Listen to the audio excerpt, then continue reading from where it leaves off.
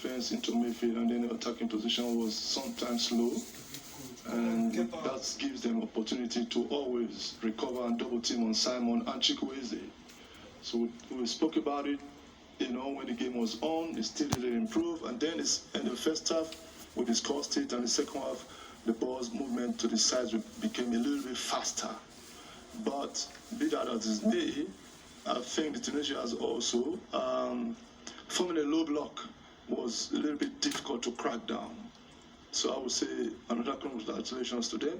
But our boys gave it all, but it just wasn't to be. It's a little bit difficult, and I don't like to talk too much about referees because they are the masters. Yes, but there's nothing wrong if one makes his observation. Iwobi's red card, I don't think, it was the first foul. And it wasn't intentional also. But we have to look at it later and see. But however, first offense, I don't think they marked a red card. It wasn't dangerous play. And then, right in his face, I can see one of the most gentlemen in the team, Ndidi Wilfred, got mashed. And then, right in face of the referee, Ndidi hardly complained. He complained. So which means it was a clear foul. But having said that, we gain advantage to move on breakaways. And then he recalls it and gives us fouls. Normally in the game of football, when there's a foul and there's an advantageous position, you let it run. So that is just the only thing I see. But again, the referee is a gentleman, and he should be able to control his emotions. Once the game is on, everywhere is tensed up. Well, it has happened. There's nothing we can do about it.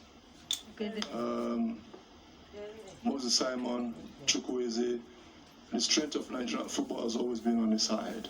But the only thing that we're not doing right is for us to move the ball quicker when it's 1 against 1. When we move the ball, then they are now 2. We try to change style a little bit so that we're not predictable. Don't always look for the win. That was how we instructed the 2 front players. That when Chukwueze drops or Simon drops, behind him, Awoni or Iheanacho or whoever comes must exploit that gap. But it wasn't really happening. So playing through the side was a bit tough because they know how we operate without our strengths on the sides. And then through the middle as well. You can see when Tunisia is defending, they defend with 10. The entire team is behind. So it was a little bit difficult, yes. Rather difficult, you would say. This is what the monetary looks, and yes, it is Burkina Faso going through after an 8-7-6 win against Gabon in penalties. Nigeria losing to Tunisia for the first time in open play as it stands. So both of them in the quarterfinals, Nigeria knocked out of it. And gentlemen, I think I'm just going to start off with you, Stiger. Your closing thoughts as this situation has more or less expressed itself this evening. I think the favourites